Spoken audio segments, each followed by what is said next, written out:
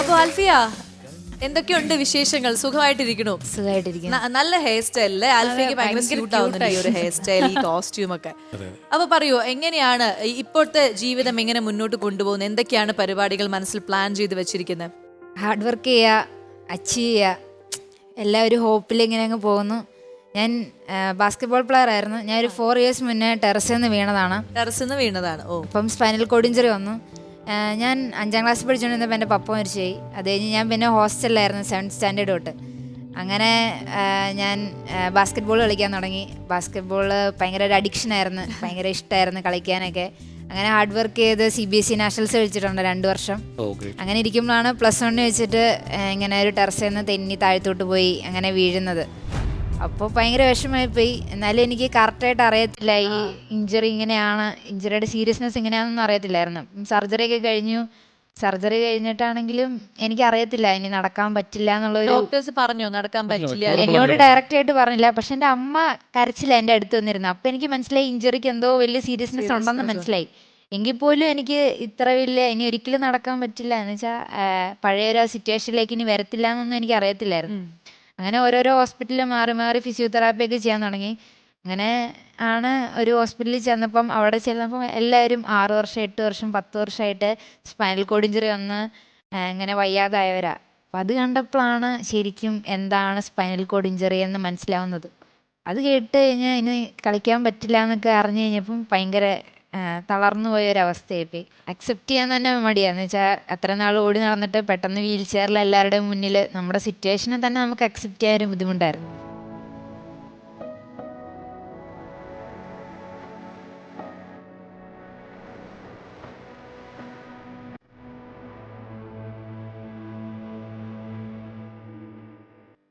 എത്ര സമയം എടുത്തു അതിൽ നിന്ന് ഒന്ന് റിക്കവർ ആയിട്ട് ബാക്ക് ഓൺ ട്രാക്കിലേക്ക് വരാൻ? ശരിക്കും ലൈഫ് ചേഞ്ച് ആയത് ഡിഗ്രിക്ക് കയറി കഴിഞ്ഞപ്പോൾ എനിക്കൊരു ട്രൈ വീലർ സ്കൂട്ടർ കിട്ടി.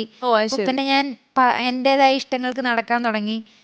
അത് കഴിഞ്ഞ് പിന്നെ ഓരോരോ വീൽ ചെയർ ബാസ്കറ്റ്ബോൾ എന്ന ഒരു കാര്യം ഞാനിങ്ങനെ കേട്ടു, വീൽ ചെയറിൽ ബാസ്കറ്റ്ബോൾ കളിക്കുന്നത്.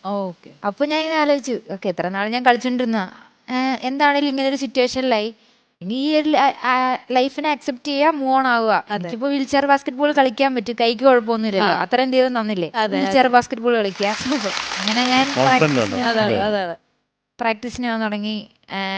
വീൽ ചെയർ ബാസ് എല്ലാ വീട്ടിൽ നിന്നൊരു ഇതുണ്ടായിരുന്നു ആദ്യം, കാരണം ഇനിയൊരു ദുരന്തം കൂടെ ഉണ്ടാവരുതല്ലോ എന്നൊരു. പക്ഷേ ഞാൻ ഇങ്ങനെ അതിൽ അച്ചീവ് ചെയ്യാൻ തുടങ്ങിയപ്പോൾ മമ്മിക്കൊരു കോൺഫിഡൻസ് ആയി. ഞാൻ ആദ്യമൊക്കെ മമ്മിക്ക് ഭയങ്കര വിഷമമായിരുന്നു, ഞാൻ ഈ സിറ്റുവേഷനിലായി പോയി, മമ്മിക്ക് എന്നോടുള്ള പ്രതീക്ഷകളൊക്കെ പോയി, അങ്ങനെയൊക്കെ ആയി. പക്ഷെ എനിക്കതൊക്കെ മാറ്റി കൊടുക്കണം എന്നായിരുന്നു ആഗ്രഹം. മമ്മി എന്ത് പറഞ്ഞു അതൊക്കെ തിരുത്തി കാണിച്ചു കൊടുക്കണം എന്നൊരാഗ്രഹമായിരുന്നു. അങ്ങനെ വീൽ ചെയർ ബാസ്കറ്റ്ബോൾ നാഷണൽസ് ഒക്കെ കളിച്ചു.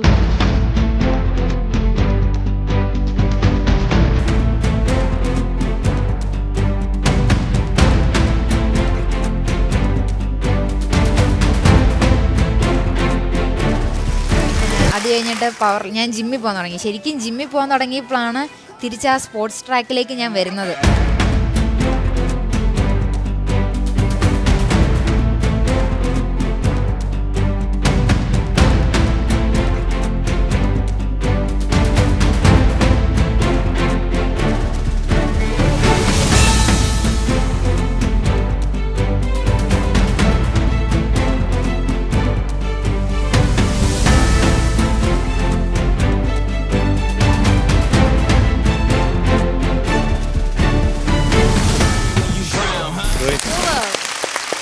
ഇപ്പൊ നമ്മൾ പറഞ്ഞത് ഇൻട്രോയിൽ പറഞ്ഞ എത്ര സത്യമാണല്ലോ, ശരിക്കും ഒരു വലിയൊരു ഇൻസ്പിറേഷൻ തന്നെയാണ് ആൽഫിയുടെ ലൈഫിൽ.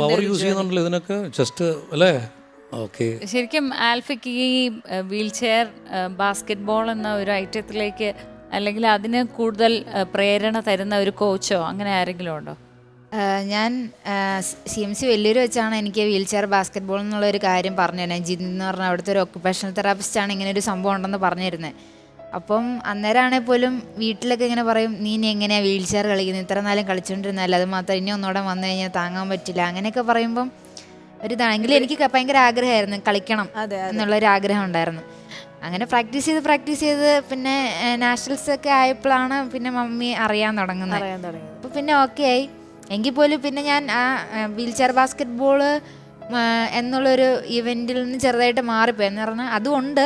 പക്ഷെ എങ്കിൽ എന്തായിരുന്നാലും ബാസ്കറ്റ് ബോൾ ആണ് മെയിൻ. അതിലാണ് എല്ലാം ഇരിക്കുന്നത്, ബ്ലഡ് പോലെ. പക്ഷേ ഇപ്പം വീൽ ചെയർ ബാസ്കറ്റ് ബോൾ കേരളത്തിൽ നല്ലൊരു ടീം വേണം, എങ്കിലാണ് നമുക്ക് ഉയർന്നു പോകാൻ പറ്റുള്ളൂ.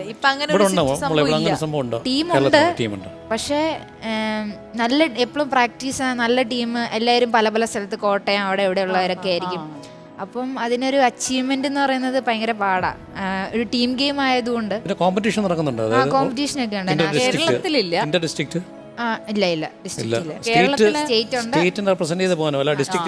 ഇല്ല സ്റ്റേറ്റ് നാഷണൽസ് വരെ എത്തിയിട്ടുണ്ട്, ഇന്റർനാഷണൽ സെലക്ഷൻ കിട്ടിയിട്ടുണ്ട്. പക്ഷെ പോകാനൊരു അവസരം ആയി വരുന്നതേ ഉള്ളൂ. പിന്നെ ഞാൻ അങ്ങനെ ചിന്തിച്ചിട്ടാണ് ഒരു ഇൻഡിവിജ്വൽ ഗെയിമിലേക്ക് മാറാം എന്നുള്ള ഒരു ഇത് വന്നത്. കാരണം എനിക്ക് സ്പോർട്സിൽ തന്നെ അച്ചീവ് ചെയ്യണം എന്നാണ് ആഗ്രഹം. അങ്ങനെ പവർ ലിഫ്റ്റിംഗ് നോക്കിയപ്പോഴാണെങ്കിലും power lifting national silver medal ഉണ്ടായിരുന്നു എനിക്ക്.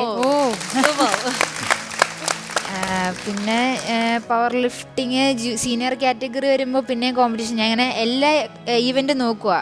എൻ്റെ അൾട്ടിമേറ്റ് എയിം എന്ന് പറയുന്നത് ഒളിമ്പിക്സ് ആണ്, അതാണ് ഫസ്റ്റ്. അപ്പോൾ അതിന് അച്ചീവ് ചെയ്യാൻ വേണ്ടി നോക്കുന്ന ഒരു ഗെയിം. അങ്ങനെ ഞാൻ നേരത്തെ ബാഡ്മിൻ്റൺ കളിക്കുമായിരുന്നു. അങ്ങനെ വീൽ ചെയർ ബാഡ്മിൻ്റൺ എന്നുള്ളൊരു ഇവന്റ് ഇങ്ങനെ കണ്ടു. അപ്പം അതിൻ്റെ വീഡിയോസൊക്കെ കണ്ടു നോക്കി. പക്ഷേ വീൽ ചെയർ ബാഡ്മിൻ്റണ് സ്പോർട്സ് വീൽ ചെയർ വേണം. അപ്പം ബാഡ്മിൻ്റൻ്റെ വീൽ ചെയറിന് 3.5 ലക്ഷം രൂപ അടുത്താവും. അപ്പം അതിനുള്ള ഫണ്ടൊന്നും ഇല്ലാത്തത് കൊണ്ട് കുറച്ചാളിങ്ങനെ ലാഗ് അടിച്ച് വന്നു.